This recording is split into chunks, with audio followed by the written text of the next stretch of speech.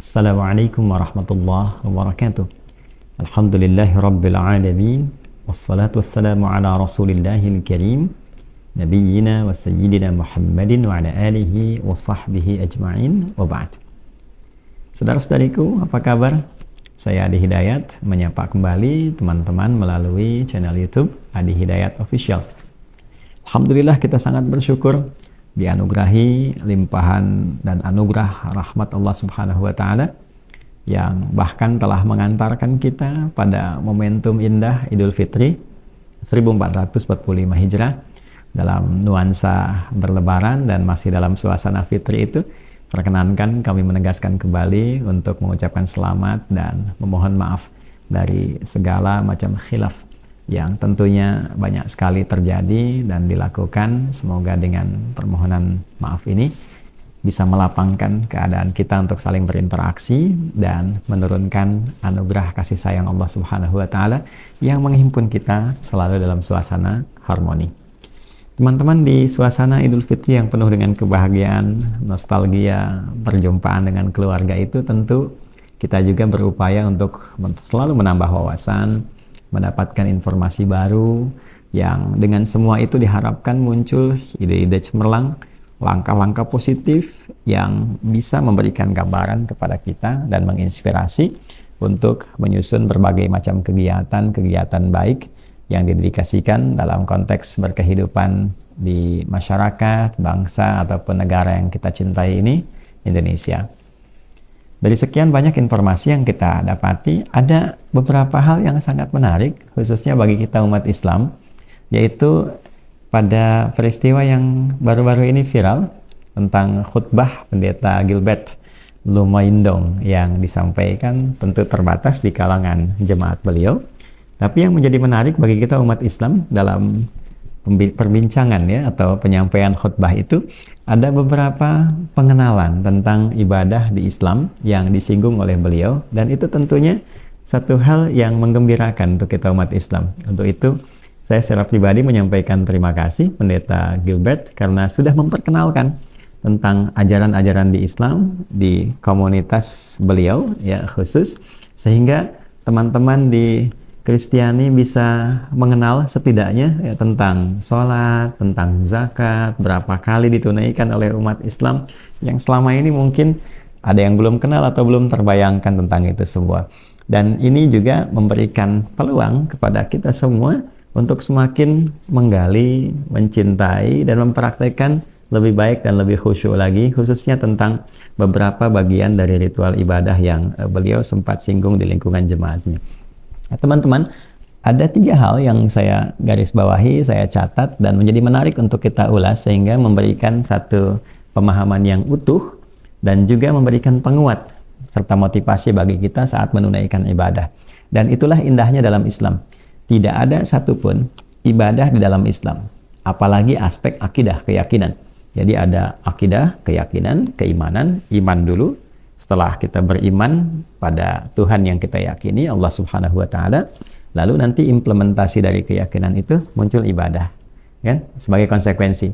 Nah, dari ibadah nanti implementasi ibadah itu value-nya dipraktekkan pada kehidupan sosial. Itu yang disebut muamalah. Jadi di kita itu ada aspek keyakinan, akidah namanya. Implementasi dari akidah itu ada ibadah, ya kan? Ibadah implementasinya ada muamalah. Jadi semuanya satu paket. Ketika yakin pada Tuhan, konsekuensinya menyembah Tuhan, lalu hasil dari standar keberhasilan ibadah ini kepada Tuhan yaitu bagaimana bisa dipraktekkan dalam konteks berkehidupan dengan makhluk Tuhan yang lain, baik dengan manusia, binatang, ataupun juga tumbuhan serta lingkungan-lingkungan kehidupan kita yang lain. Nah, 3 hal ini yang kami catat adalah 1 tentang sholat, kemudian yang kedua tentang zakat, serta keterkaitan sholat dengan zakat. Sebelum kita urai ini, kembali lagi kepada dasar tadi bahwa istimewanya dalam Islam, semua bagian baik terkait dengan aspek keyakinan, kemudian juga aspek ibadah, kemudian aspek muamalah, basicnya adalah pengetahuan. Dan menariknya, kita diminta untuk mempelajari ini sebelum dipraktekkan. Bahkan bertuhan pun pakai ilmu. Ya, ketika seseorang menetapkan Allah sebagai Tuhannya, lantas mengatakan asyhadu an la ilaha illallah wa asyhadu anna Muhammadar Rasulullah, itu menariknya Quran meminta kita untuk menghadirkan keyakinan paripurna, sehingga ketika kita bersyahadat itu diawali dengan basic keilmuan yang kuat. Kenapa? Tuhannya harus Allah. Maka Allah sendiri mengatakan di Quran surah 47, ya, Muhammad SAW di ayat ke-19, fa'lam, maka engkau mesti punya pengetahuan, kan? Annahu la ilaha illallah, untuk menetapkan dan mengokohkan pada dirimu bahwa tidak ada Tuhan selain Allah. Apa ilmu yang terkait dengan itu? Maka di situ ada yang dikenal dengan ilmu akidah. Kenapa Tuhannya mesti Allah? Kenapa bukan yang lain? Apa unsur logikanya? Kenapa Tuhan mesti satu dan sebagainya? Itu diurai sedemikian detil, sehingga dengan detil itu kita punya keyakinan paripurna, dan di saat itu pun tidak dipaksa, ya. La ikraha fiddin, nggak boleh ada paksaan sampai menemukan kebenaran yang sejati, ya. Setelah itu pun diminta menghormati yang lain, lakum dinukum waliyadin, ya, masing-masing silahkan membawa konsekuensi itu saat kembali kepada Tuhan yang diyakini itu, lantas pertanggungjawabkan. Itulah indahnya dalam Islam, tidak ada ruang dalam keyakinan pun kecuali mesti punya basic pengetahuan.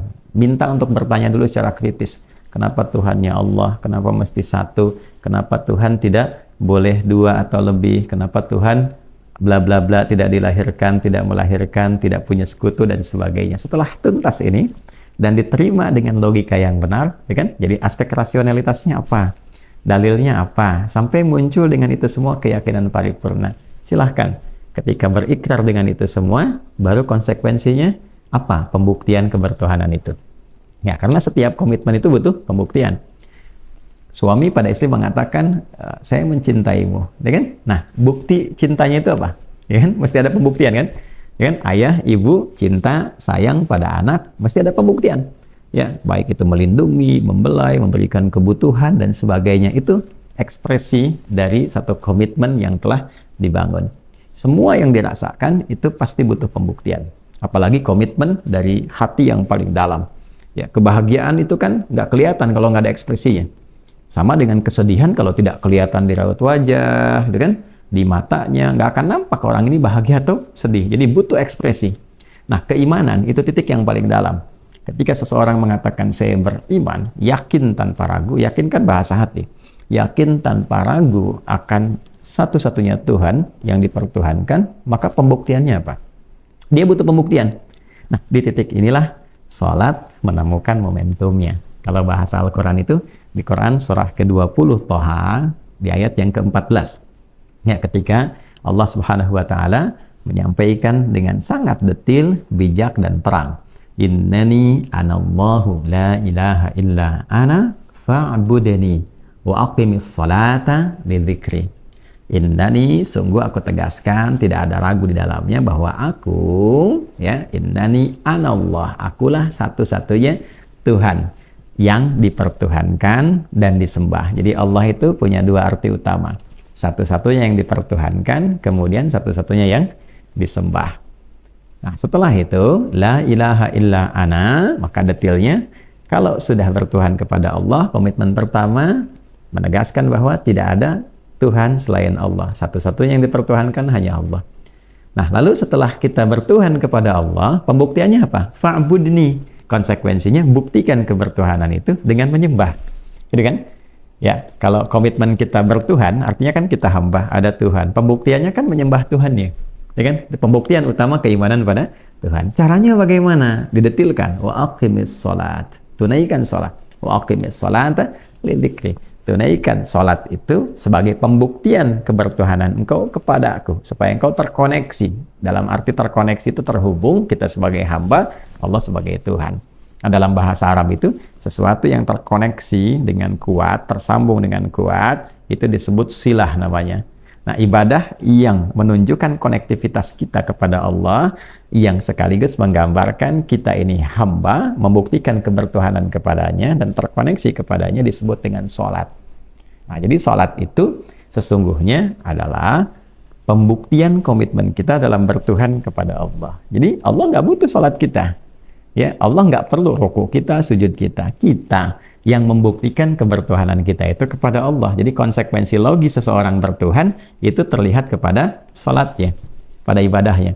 Itulah sebabnya dalam sholat kita katakan bagi umat Islam, iyyaka na'budu. Ya Allah, hanya kepada Engkau lah kami buktikan sekarang, kami menyembah, kami bertuhan, kami sholat. Nah itu poinnya ya. Jadi kalau ditanya kenapa orang Islam sholat, maka jawaban yang pertama adalah untuk membuktikan kebertuhanan kita kepada Allah, menunjukkan komitmen bertuhan kita kepada Allah. Pembuktiannya lewat apa? Sholat ya. Nah menariknya begini, kalau kita buktikan bahwa kita bertuhan kepada Allah, kita bertanya bagaimana caranya, lantas Allah katakan sembah aku lewat sholat. Kan detailnya kita harus tanya balik, caranya bagaimana? Nah inilah indahnya dalam Islam, dan semuanya ini terverifikasi ya. Dalam bahasa di Islam itu namanya bersanad, tersambung semua silsilah informasinya, pengetahuannya sampai ke titik awal penyampainya, dijelaskan kepada kita secara gamblang sehingga tidak ada celah bagi kita untuk menyoal atau mencari-cari misalnya kelemahan, kekurangan di dalamnya, karena jelas sekali, jelas dan tegas serta terang petunjuknya. Baik, bagaimana caranya? Diajarkan dari mulai alasan rasionalitasnya, mengapa sholat, kenapa dinamakan sholat. Lalu yang pertama diterangkan kepada kita tentang waktu-waktu penunaiannya. Bahkan spesifik, Allah perintahkan pada Nabi Muhammad melalui malaikat Jibril alaihissalam, ya kan? Disampaikan nama-nama waktunya. Dari mulai subuh, kemudian zuhur, asar, maghrib, isya. Ini menarik teman-teman, di 5 aspek ini. Subuh, zuhur, asar, maghrib, isya. Ini menjadi menarik 5 bagian ini karena penamaan ini begitu spesifik. Ya, saya ambil contoh misalnya subuh, kemudian siangnya zuhur. Ini kan subuhnya pun subuh, punya 2 nama, fajar. Ya, dia tidak disebut dengan sobah, tapi subuh dan fajar. Siang itu bahasa Arabnya nahar. Nahar, ya, tapi sholatnya kok zuhur. Sore bahasa Arabnya masa, tapi sholatnya asar. Maghrib sampai isya, ya, isya. Ini menarik sekali dan ini ada maknanya. Kalau kita panjang membahas tentang sholat, Anda bisa lihat edisi tentang penjelasan sholat, beberapa ada episode yang kami terangkan. Ini semua ada maknanya dari waktunya. 5 waktu dan minta dijaga. Ya aqimis sholata liduluki syamsi ila ghasaqil laili wa qur'an al-fajr inna qur'an al-fajri kana mashhuda. Di Quran surah ke-17. Ya, dan surah 17 ini juga surah Al-Isra, dasar dari diwajibkannya sholat. Di Islam itu lengkap sekali. Diperintahkan sholat, ya kan? Diberitahu ini artinya sholat, kapan ini diberikan perintahnya, dalam peristiwa apa dalilnya, bagaimana melacak dan menemukannya, sejarahnya bisa ditemukan di mana, situsnya masih ada apa enggak, peristiwanya terjadi kapan, referensinya apa, lengkap sampai dengan sekarang. Di Quran surah 17 ayat 1, itu awal peristiwa dari peristiwa itu yang melahirkan perintah salat, Isra dan Mi'raj. Di ayat 79, ya, itu nanti tambahan-tambahan sampai ke tahajud dan sebagainya. Ayat 78 itu menggambarkan waktunya, dari mulai subuh sampai dengan isya. Lalu disebutkan nilai keimanan untuk bisa menjaganya. Quran surah keempat An-Nisa di ayat 103. Lihat di ujung ayatnya, innas salata kanat 'alal mu'minina kitaban mawquta. Bagi insan beriman itu waktu-waktu salat telah ditetapkan. Tahu dia waktunya, 5 waktu, ya kan? Lalu diminta dijaga di Al-Baqarah ayat 238. Hafizu 'alas salawati was salatil wusta wa qumu lillahi qanitin. Jaga waktu-waktu salat ini, khususnya yang 5 ini. Muncul pertanyaan, kenapa 5 waktu? Ya kan? Nah, selain kita katakan ini hak prerogatifnya Allah, tapi nah ini yang paling menarik nih. Intelektualitas kita juga diisi oleh Allah dengan ruang-ruang yang logis disampaikan supaya kita mengerti, bukan hanya sebagai doktrin tapi diisi dengan pemahaman. Ini loh maksudnya 5 waktu. Pemahamannya seperti ini. Jadi bukan hanya menunjukkan bahwa kita patuh kepada Tuhan, diminta sami'na, kami dengar, wa ata'na, kami taati. Tapi Allah jelaskan bahwa bagi umat Islam dalam setiap pergantian waktu, setiap hari itu, subuh beranjak ke siang, siang beranjak ke sore, sore beranjak ke maghrib menjelang malam sampai dengan malam sebelum tidur, kita masih terpelihara dalam iman. Jadi kalau ada yang bertanya kenapa sholatnya 5 waktu, untuk memberikan kesan penguat bahwa umat Islam dalam setiap waktu dia berpegang teguh dengan sikap kebertuhanannya. Dalam bahasa yang singkat, umat Islam itu setiap waktu dalam setiap hari dia masih bertuhan, ya kan? Nah, jadi jangan sampai terjadi apa yang Nabi sampaikan. Ya akan ada orang-orang yang paginya bertuhan, sorenya nggak bertuhan.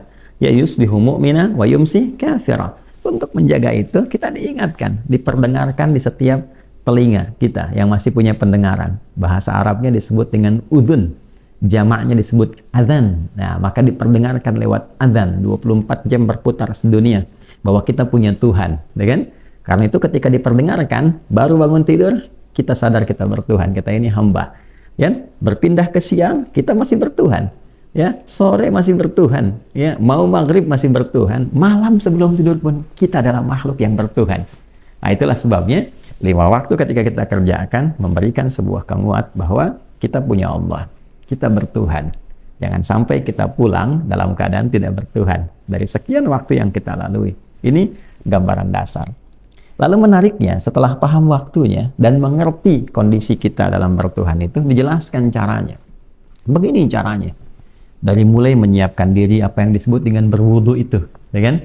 Nah, kalau Pendeta Gilbert menyinggung tentang membersihkan diri, gitu kan? Pakai air dan sebagainya, gitu ya. Nah, itu di Islam disebut dengan wudu. Tapi dia punya landasan teologisnya dalam bentuk pengetahuan, ada dalilnya. Ya, jadi di Islam tuh menariknya, apa sih yang menjadikan kita mesti melakukan ini? Landasannya apa? Oh, perintah Tuhan. Di mana perintah Tuhannya? Di Al-Quran. Surah keberapa? Surah ke-5 Al-Maidah. Ayat berapa? Ayat ke-6. Apa detailnya? Begini. Prakteknya bagaimana? Lihat Nabi mencontohkan. Nabi Muhammad merinci, begini cara wudhu yang baik. Kan? Dari mulai berniat, ya, kemudian mencuci tangan, sampai terus kita sempurnakan sampai ke ujung kaki. Dijelaskan maknanya. Kenapa disebut wudhu? Kenapa bagian tubuh ini? Apa kaitan wudhu dengan ekspresi kehidupan? Lalu bagaimana kita menyucikan dengan baik sehingga ketika dibawa kita menghadap kepada Tuhan dalam sholat, diri kita pun dalam keadaan bersih dan baik. Dijelaskan sampai ke situnya sehingga menjadi syarat untuk menunaikan sholat. Ya, Allah itu maha suci, maha baik, maha bersih. Jangan sampai ada seorang hamba mau menghadap Tuhannya dalam keadaan yang masih kotor. Bersihkan dulu sehingga hatinya baik, ya kan? Kalau kita mau bicarakan dengan hati yang baik itu nyaman. Hati yang bersih itu lebih tenang. Ini kita mau doa menghadap Allah dalam hati yang masih gelisah, masih kotor, gitu kan? Maka wudhu memberikan spirit pembersihan. Itulah sebabnya setelah kita wudhu, kita menyampaikan kalimat taubat setelah syahadat. Asyhadu an la ilaha illallah, asyhadu anna Muhammadar Rasulullah. Kemudian Allahumma inni, gitu kan? Ya Allah, gitu kan? Kalau kita mau tegaskan lagi, Allahumma ja'alni minat tawwabina, ya. Ya Allah, mohon jadikan aku termasuk orang taubat. Ya kan? Waj'alni minal mutatahhirin, dan termasuk jadikan aku orang-orang yang senantiasa gemar membersihkan dirinya, luar dan dalam. Jadi spirit wudhu itu bukan hanya nanti dipakai dalam sholat. Orang yang sukses wudhunya, dia bisa gunakan aura wudhu dalam kehidupan. Ya, sehingga hatinya bersih, perilakunya mulia. Itulah sebabnya kenapa yang dibasuh dalam wudhu itu semua anggota tubuh yang digunakan berinteraksi. Spiritnya adalah supaya ketika dipakai pasca wudhu, semua bagian tubuh, ujung kepala sampai ujung kaki, semuanya baik. Ya, baru menghadap kiblat. Dijelaskan mengapa menghadap kiblat, kiblatnya kemana. Kalau kira-kira mencari nggak pas, ya, bagaimana mengondisikannya. Kalau nggak tahu kiblat seperti apa, lengkap dalilnya. Ya, dari mulai Quran surah kedua Al-Baqarah 144 menghadap ke arah kiblatnya, sampai kalau kita nggak tahu kiblat bagaimana, turun Quran surah kedua ayat 115. Lalu kalau sudah nanggung, apakah dapat pahala atau enggak? Nanti dijawab di Al-Baqarah ayat 143. Semuanya detil. Barulah dimulai takbir sampai dengan salam. Dan menariknya, itu pun ada maknanya. Jadi bukan ujuk-ujuk takbir, gitu kan? Kemudian setelah itu mengucapkan kalimat Allahu Akbar, lalu kemudian baca surat, ruku, i'tidal, sujud, terus sampai selesai. Semua ada maknanya. Ada artinya. Ada pedomannya. Dan dijelaskan makna tahapan-tahapan ini. Sampai ujungnya adalah, kalau engkau benar menjalankan seperti ini, kata Allah, akan ada dampak, feedbacknya pada dirimu, yang engkau bawa pada konteks berkehidupan secara sosial. Itulah tadi hubungannya, ibadah kita secara ritual, hubungan dengan Allah, hablum minallah. Lalu, setelah praktek ini berlangsung, keimanan kita dibuktikan lewat ibadah, wujudnya sholat, akidah, iman, pembuktiannya sholat, dampak dari sholat. Nah, ini di muamalah, ibadah sosial. Ini yang dimaksud utslu ma ukhya ilaika minal kitab wa aqimis shalah innas sholata tanha 'anil fahsya wal munkar. Kalau sholatnya benar, ada evaluasi diri, ada perbaikan, ada ketundukan, tawadhu, maka muncullah kemudian langkah preventif dari berbagai tindakan yang buruk, fahsya, keburukan dari syahwat. Maaf, zina, pornografi, porno aksi, LGBT, kata-kata kotor, jorok, gitu kan? mungkar, hal yang diingkari, menipu, buat hoax, kan, merendahkan orang, saling mengancam, ya, apalagi sampai ke perampokan, pembunuhan dan sebagainya. Standar keberhasilan orang sholat itu dilihat pada aspek sosialnya. Ya, jadi kalau ada orang yang terlihat sholat tapi ternyata bermasalah dari aspek sosialnya, ini menunjukkan ada yang belum sempurna dari sholatnya. Ya, karena mengcompare itu jangan dilihat, ya, untuk apa sholat kalau begini, bukan. Ada orang sholat berubah jadi baik, ya kan? Umat terburuk di jahiliyah dengan semua potensi keburukannya, dilatih sholat jadi baik. Ya, jadi kalau peci nggak cukup dengan kepalanya, jangan kepala dipotong, ya. Nah, di compare, ini kenapa bisa begini, apa yang didapatkan? Ini ada yang sempurna dalam penjabarannya, ada yang tidak sempurna dalam pembelajarannya. Makanya yang dijelaskan kepada kita semua. Nah, untuk itu ketika disebutkan sholat, nah, kenapa 5 waktu? Ya? Nah, itu sudah kita jawab. Kenapa gerakannya begini? Sudah kita jawab, bahkan secara detail. Dari mulai bersedekap, kenapa tangan yang kanan menutup punggung yang kiri? Ini maksudnya apa? Ada maknanya. Kenapa ada yang digenggam? Kenapa disimpannya di dada di sini? Kenapa misalnya tidak di tempat yang lain? Ada penjelasannya. Dan itu dijelaskannya, paling menarik adalah dalil secara ritualnya, lalu penjelasan rasionalnya. Dan menariknya, penjelasan rasional ini diawali kadang-kadang dengan sebuah peristiwa. Ada peristiwa begini, hikmahnya begini. Turunlah kemudian menjadi gerakan atau bacaan yang ditunjukkan lewat sholat. Ini sesuatu yang indah. Ya, yang kesimpulannya adalah mustahil ada manusia yang bisa berkreasi merangkai semua gerakan dan bacaan. Ini sangat mustahil. Ya, ini menunjukkan bahwa ini satu kebenaran yang bersumber dari Tuhan. Ya, bagaimana dalilnya bisa dilacak, referensinya ditemukan, kemudian juga contohnya bisa kita temukan, situsnya masih ada sampai dengan sekarang, ya kan? Dan ini yang paling menarik, semua praktiknya seragam, semuka bumi. Ya, jadi tidak ada misalnya begini, di Arab orang sholat pakai bahasa Arab, lalu di Amerika pakai bahasa Inggris, di Indonesia pakai bahasa Indonesia, atau di daerah pakai bahasa daerah. Itu nggak ada. Ya, jadi kalau ada satu hal yang di setiap tempat itu dipraktekkan dengan cara yang beda-beda, ini menunjukkan tanda awal bahwa itu kreasi manusia. Ya, karena manusia itu punya ya, satu ciri khas, ya, ciri khas tertentu. Di antara ciri khasnya adalah karya-karya manusia itu selalu memerlukan adaptasi. Ya, bikin novel bagus kan diterjemahkan. Ya, dari terjemahan itu baru dia bisa akses dan sebagainya. Ya, ini yang paling menarik, dipakai ibadah, tapi ibadahnya semua sama. Di Arab melakukan begitu. Ya, di Arab dari mulai takbir sampai salam sama bacanya dengan yang di Afrika, dengan yang di Amerika, dengan yang di Indonesia. Siapa manusia yang bisa membuat semua ini dengan seragam, dilakukan 5 kali dalam sehari, bacaannya sama, ya kan? Dan dia punya makna. Ini poin besarnya, dia punya makna, punya dampak dalam kehidupan. Ini mustahil ada karya manusia demikian. Ini menunjukkan satu kebenaran dalam risalah Islam. Ini poin pertama tentang sholat. Jadi kalau kemudian ada pertanyaan, nah kita bisa eksplorasi. Inilah indahnya dalam Islam.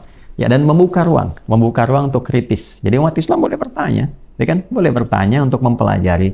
Kenapa 5 waktu? Kenapa begini? Dan selalu ada jalan-jalan untuk menemukan ruang.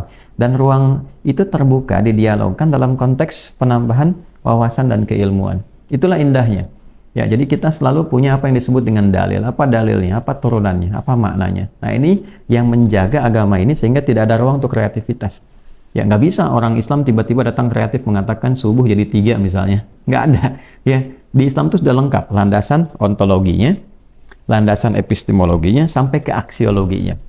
Dari mulai awal kerangka itu ada, kemudian menjadi gambaran yang kita praktekkan, ya, sampai nanti actionnya apa ketika kita lakukan. Jadi semuanya itu sudah lengkap dan sempurna. Itu yang dimaksud dengan al-yauma akmaltu lakum dinakum. Pada hari ini telah aku sempurnakan, kata Allah, semua ya tatanan ibadah, tatanan pedoman beragama dalam syariat Islam, jalan-jalan kehidupan dengan berislam.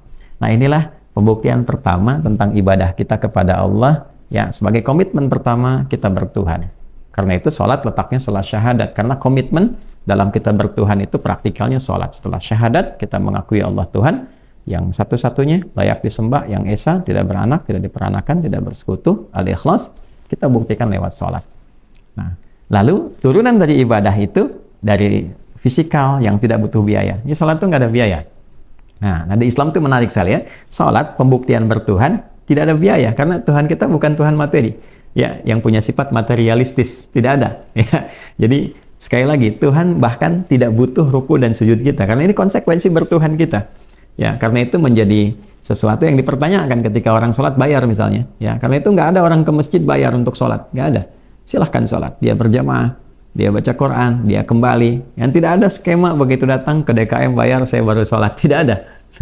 Lalu kalau ada kotak, kemudian orang ke Dewan Kemakmuran Masjid titip harta, apa itu namanya? Nah, inilah indahnya dalam Islam dijelaskan kembali. Allah memberikan kepada kita keseimbangan dalam berkehidupan. Masih ingat tadi di awal? Ada akidah, keimanan, ada ibadah, pembuktian keimanan, ada muamalah, implementasi hasil ibadah kita yang value-nya dibawa dalam kehidupan bersosial. Allah mengajarkan kepada kita bahwa dalam konteks kita berinteraksi secara sosial, tidak ada makhluk tunggal yang hidup sendiri. Yang ada adalah sifat saling tolong-menolong. Wa ta'awanu 'alal birri wat taqwa. Kita butuh siapapun dalam sukses ini. Allah memberikan penjelasan. Ya kan? Bahkan kasih Allah ditebarkan melalui hamba-hambanya. Kadang-kadang orang lupa kalau seorang punya pangkat kedudukan, itu kan karena ada sokongan di sekitarannya. Ada prajuritnya, tamtama, bintara, dan sebagainya. Ya kan? Di tingkat militer, sampai juga di kepolisian, sampai orang sukses di usaha pun.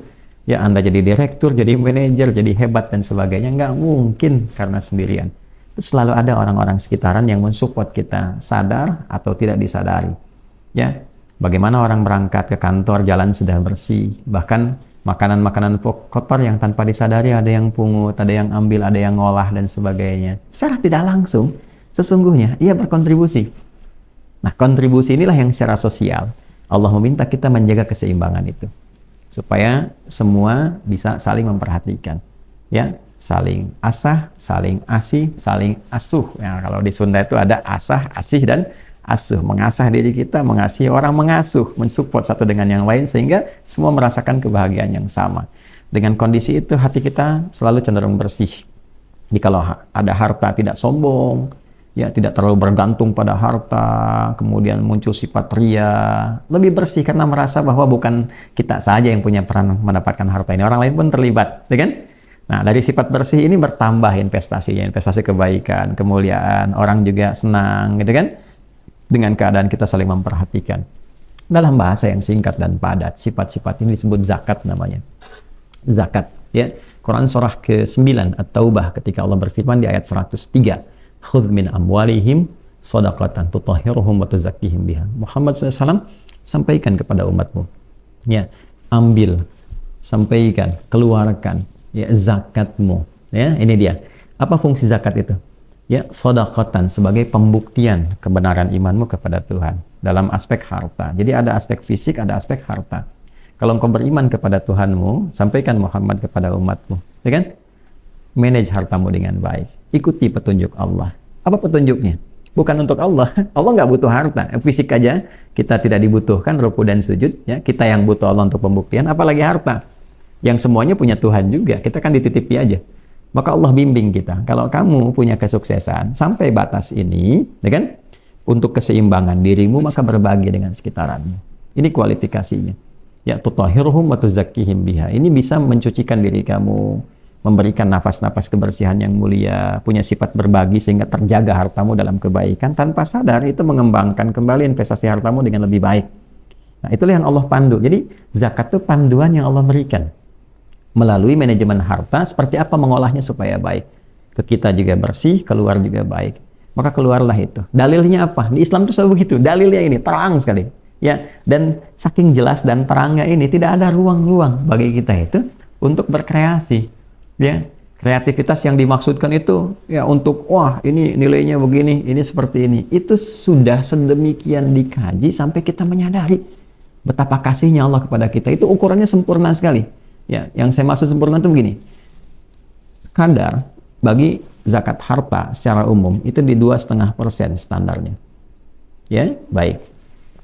Ketika orang punya kebun, bahkan dilihat detailnya. Ini airnya dari alam, hujan, atau dia menggunakan sistem irigasi sehingga keluar biaya. Itu diatur lagi. Jadi yang dari hujan ini bisa 10%, yang kalau menggunakan irigasi 5%. Nah, kenapa yang ini harta umum misalnya emas atau profesi 2,5, yang ini 5, yang ini 10, itu ada penjelasan lagi. Detail sekali. Bahkan kalau hewan ternak itu antara kambing misalnya, kemudian sapi atau kerbau ke unta, itu bisa beda lagi.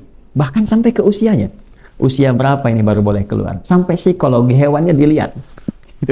Itu indahnya. Ya. Dan timbangannya pun nggak ujug-ujug sampai batas ini langsung keluar 2,5%. Tidak. Ya, dilihat dulu. Setahun yang disebut dengan haul. Ya, contoh. Ada emas nih, nyimpan. Ya, logam mulia misalnya. Berapa banyak emas ini sampai dia keluar zakat? Jadi nggak dipukul rata. Oh, baik. 85 gram misalnya. 85 gram dia dapat nih di tahun ini misalnya 2024 di bulan April. Dia dapat 85 gram. Coba lihat sampai setahun dulu. Ini berkurang nggak? Ya, ini pun dilihat dulu. Kepake utang nggak? Kan? Kepake keperluan yang lain nggak? Bertahan sampai setahun ke depan. Ya, dan sudah tercukupi ini baru keluar 2,5%. Ya, ini menarik ya. Dan itu belum tuntas sampai di situ. Dijelaskan, diperintahkan oleh Allah supaya pengelola zakat ini tidak berkreasi, berinovasi, dan berpotensi memperkaya diri sendiri dengan penyaluran itu. Maka oleh Allah ditutup ruangnya. Salurkan pada golongan berikut. Quran surah 9 ayat ke-60. Innamas sadaqatu lil fuqara wal masakin wal 'amilina 'alaiha wal mu'allafati qulubuhum wa fir riqab wal ghamirin wal gharimin wa fi sabilillah wa ibnis sabil. 8 golongan. Innama adatul hasri, pembatas. Zakat itu hanya boleh disalurkan kepada golongan berikut. Tuh. Ya kan? Ya, diatur supaya kenapa? Ya, boleh jadi umat itu ingin menitipkan, tahu kepada siapa dititipkan dan kepada siapa dikeluarkan. Ya. Saya sekarang berceramah misalnya, seorang ustadz, itu belum tentu jadi ya termasuk dalam kualifikasi penerima zakat. Gitu. Salurkan kepada 8 golongan ini. Jadi seorang ustadz berceramah tentang zakat misalnya. Ini di depannya pengusaha nih. Mau yang asetnya 100 miliar, 200 miliar, 1 triliun, bicara saya tentang zakat, ya. Nah, setelah diterangkan tentang zakat ini, secara konseptual dijelaskan, disalurkan kemana? Ya, nih 8 golongannya. 1, fakir. Ya kan? Kedua, miskin. Skemanya bagaimana? Siapa yang disebut fakir? Siapa yang disebut miskin? Bagaimana mengeluarkannya? Jadi bukan kita menerangkan, uangnya ditransfer misalnya ke rekening kita. Tidak. Itu jadi dosa. Bahkan langsung diikat dengan kalimat wala tamnun tastakthir di hidayat. Jangan sampai ngajar kamu pasang tarif. Jangan sampai kamu mengajar sesuatu hanya untuk diberi tentang sesuatu. Jangan sampai kamu nyampaikan hanya ingin ditransfer misalnya. Nggak ada.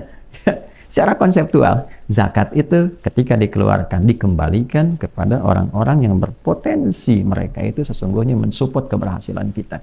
8 golongan tadi. Kan? Orang-orang yang tidak punya kemampuan untuk bekerja kembali, sehingga tidak menghasilkan satu energi untuk mereka mendapatkan kebutuhan, masuk dalam golongan fakir. Disupport bagaimana mereka bisa settle dalam kehidupannya. Golongan miskin, orang-orang yang punya aktivitas tapi tidak mencukupi kebutuhan pokoknya, disupport. Skema pertama mensupport, bukan memberikan ikannya sebetulnya, tapi memberikan kailnya supaya dia sukses ke depan. Ya, dan itu pun sistematik sekali. Jadi skemanya disampaikan oleh Nabi, tu'khadhu min aghniyaihim wa turaddu ala fuqaraihim. Ya, dibuat per lokal dulu sehingga selesai di tingkat lokal. Maaf nih untuk teman-teman yang muslim ya. Misal zakat di Bekasi nih, terkumpul misalnya 1 miliar. Bekasinya mana? Kota Bekasi, spesifik misalnya. Nah itu secara konseptual tidak distorkan ke pusat dulu, ke Baznas pusat. Kalau diambil dari Baznas misalnya. Tapi diselesaikan untuk wilayah Bekasi dulu. Tercukupi nggak? Oh tercukupi nih. Ini yang fakir, ini yang miskin. Ini ada yang mu'allaf. Ya kan? Ini yang kemudian ada gharimin. Gharimin itu juga disebutnya gharimin, spesifik. Ya, ada dain, orang yang berutang untuk kebutuhan-kebutuhan pribadinya. Ya, misalnya untuk kredit motor, kredit mobil, itu nggak masuk kualifikasi. Makanya disebutnya gharimin, utang yang dihasilkan dari perbuatan mulia yang didedikasikan untuk kepentingan banyak. Ya, tadinya nyumbang madrasah dari hasil perusahaan, tiba-tiba bangkrut, bahkan hidupnya pun susah, dia ada utang, boleh dari zakat. Ya, kemudian ada kriteria Ibnu Sabil, Fisabilillah, dan seterusnya. 8 golongan. Diselesaikan dulu di wilayah itu. Dari 1 miliar, ya, terbagi misalnya 800 juta, baru 200-nya subsidikan ke pusat untuk disebarkan ke daerah-daerah lainnya. Jadi dari zakat itu ada skema pengentasan kemiskinan. Ya kan? Ada persoalan yang bisa disupport untuk dituntaskan. Silahkan dicek saat masa COVID berapa triliun ya Baznas itu bisa memberikan kontribusi untuk membantu menyelesaikan masalah-masalah faktor kemiskinan, baik dari fuqara ataupun masakin yang terdampak dari COVID. Itu berapa yang dihasilkan? Ya, belum yang lain dari ormas-ormas Muhammadiyah misalnya nyumbang berapa itu yang dikeluarkan. Luar biasa potensinya.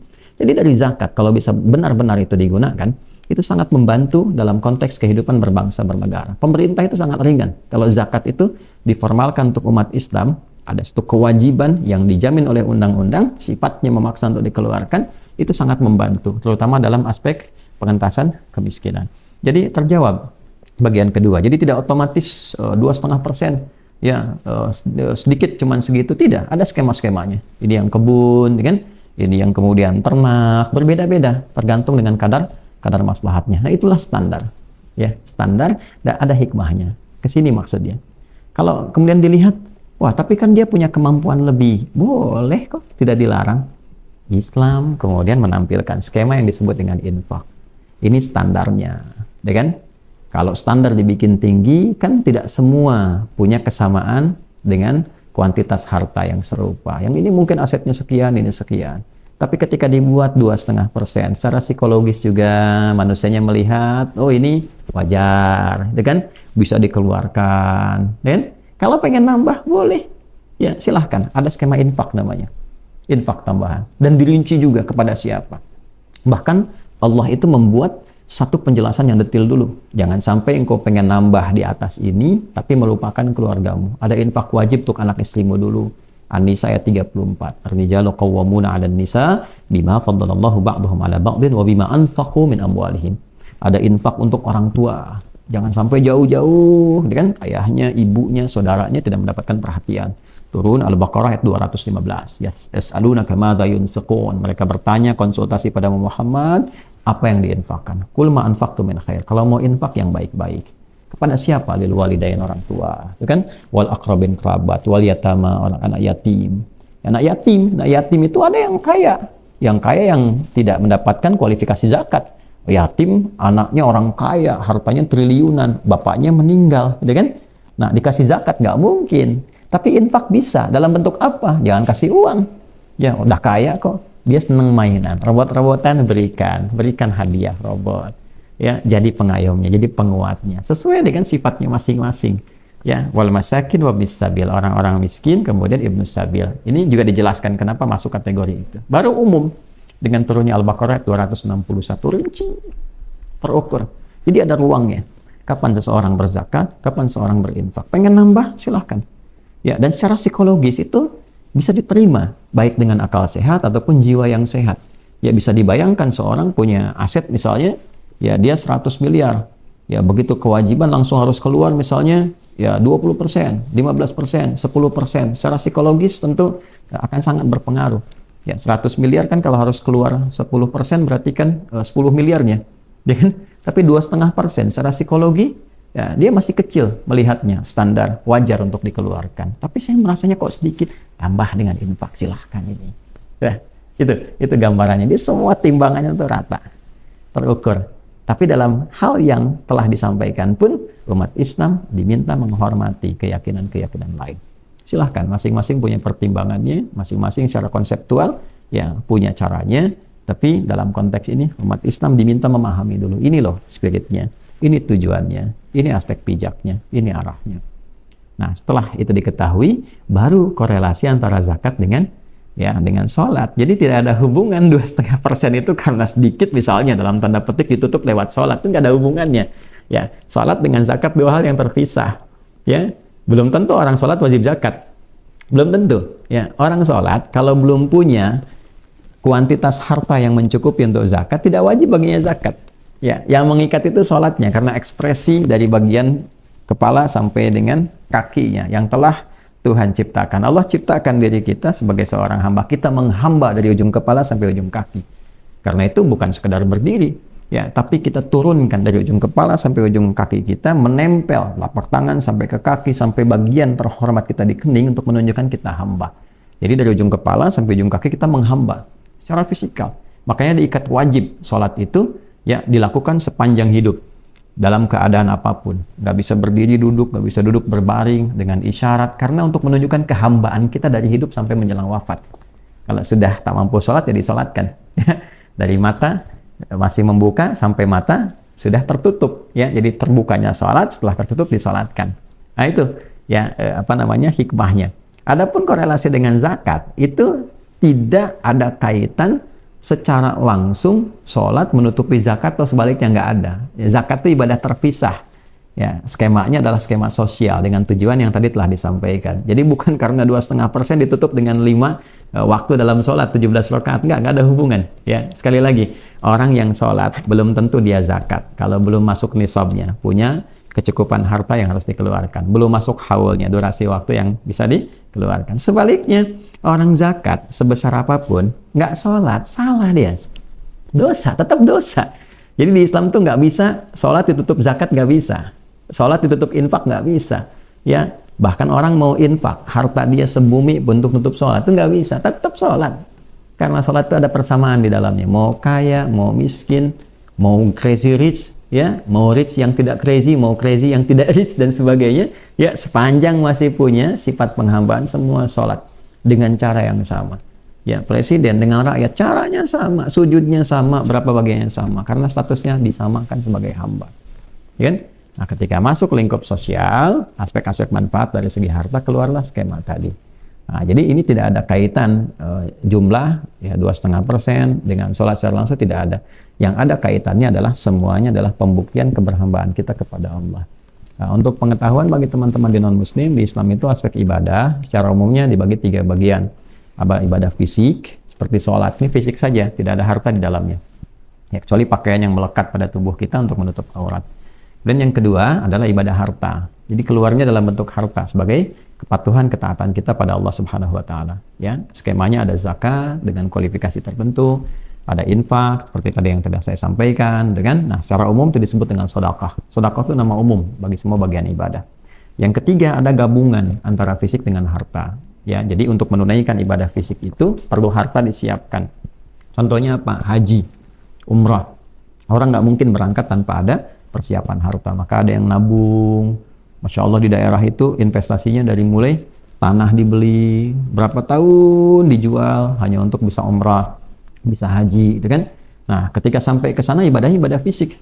Tawaf 7 putaran mengelilingi Ka'bah, bukan cuma berputar-putar, ada artinya lagi. Ada ayatnya, ada dalilnya, ada tujuannya, ada hikmahnya, dan ada pembuktian standar keberhasilannya. Lalu kemudian sa'i, ya, lalu tahallul itu yang umrah setelah miqat ya sebelumnya dilalui. Lalu haji itu nanti ada wukuf di Arafah, ada lontar jumrah dan sebagainya, ibadah fisik semua. Tapi basicnya adalah ada harta yang dipersiapkan. Karena itu ada ONH, ongkos naik haji kan, ada pengelolaan dan sebagainya. Nah, itu gabungan antara fisik dengan harta. Dan semua ada tujuannya.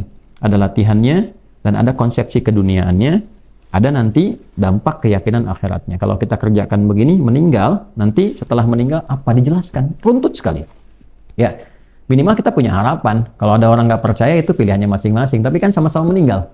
Ya, bagi yang mengerjakan ini kita punya harapan. Saya meninggal, dia meninggal. Ya, artinya kalau saya kerjakan ini, saya punya harapan. Disebut yaumul akhir. Di akhir saya punya harapan. Ya kan? Setelah saya meninggal, dijelaskan saya kerjakan ini, akhirnya akan seperti ini. Orang yang nggak percaya kehidupan setelah akhirat, dia meninggal juga. Ya, kalau ada kehidupan, artinya rugi dia kan? Ya, bagi kami yang mengerjakan, ada atau tidak ada kehidupan, kita telah menyiapkan sebelumnya. Kalau ada pembuktian, kalau tidak ada ruginya. Ya, tapi karena kita punya keyakinan punya Tuhan, dan kita bertuhan, dan kita yakin ada kehidupan setelah kematian, kita siap-siap. Nah, ini gambarannya. Ya, secara umum, inilah gambaran di dalam Islam. Jadi bagi non-muslim, yang mau belajar juga silahkan ya, mempelajari. Di Islam itu luas sekali. Anda mau tanya apa silahkan. Dan pada akhirnya yang paling indah lakum dinukum waliyadin. Saling menghormati, ya saling memberikan ruang untuk bisa berdialog dan dengan itu memberikan toleransi. Dalam ibadah itu zero tolerance. Zero tolerance itu maksudnya masing-masing saling menghargai. Ya, umat Islam di masjid, sholatnya di masjid, adzan di masjid. Yang Kristen di gereja, silahkan. Apapun yang dikerjakan dari ritual. Nah, jangan sampai terbalik-balik. Umat Islam adzan ke gereja misalnya kan. Nah, jadi dibalik dan seterusnya. Silahkan, tapi saling menghormati. Dalam konteks ibadah sosial, semua bekerja sama. Mencintai negara kita, bangsa kita, bekerja sama. Membangun harmoni, gitu kan? Kemudian bekerja sama membangun, bersikap yang baik. Jadi apapun posisinya. Dan itulah pembuktian nilai-nilai kemuliaan dan value keislaman kita dalam konteks berkehidupan. Itu yang disebut dengan rahmatan lil alamin. Jadi sekali lagi terima kasih Pendeta Gilbert ya untuk pengenalannya terhadap jemaatnya, sehingga dengan itu saya pribadi punya ruang untuk menerangkan kepada umat Islam ataupun non-Muslim yang ingin mengetahui, ingin mengenal. Ya lebih daripada itu, kita saling menyayangi satu dengan yang lainnya, membangun, memotivasi dalam memakmurkan negara kita tercinta, menjaga keteduhan, ya, dan harmoni di lingkungan kita bersama. Dan untuk umat Islam tentunya kita selalu berupaya menguatkan keyakinan kita, semangat untuk beribadah dalam kehidupan, dan menjaga toleransi dengan pengertian yang jelas dan baik, dan mudah-mudahan kita kembali kepada Allah dalam keadaan yang terbaik, husnul khatimah. Saya kira itu yang bisa disampaikan dengan penuh rasa hormat, rasa cinta untuk semuanya, dan bangga menjadi bagian dari warga negara Indonesia. Semoga Allah merahmati kita, menyayangi kita. Maafkan saya, Adi Hidayat, dan tentunya akan ditemukan hal-hal yang kurang berkenan dalam penyampaian. Terima kasih atas pemaafan dan kebaikannya. Semoga Allah merahmati. Subhanakallahumma bihamdika asyhadu an la ilaha illa anta nastaghfiruka wa natubu ilaik. Wa akhiru da'wana alhamdulillahi rabbil alamin. Assalamualaikum warahmatullahi wabarakatuh.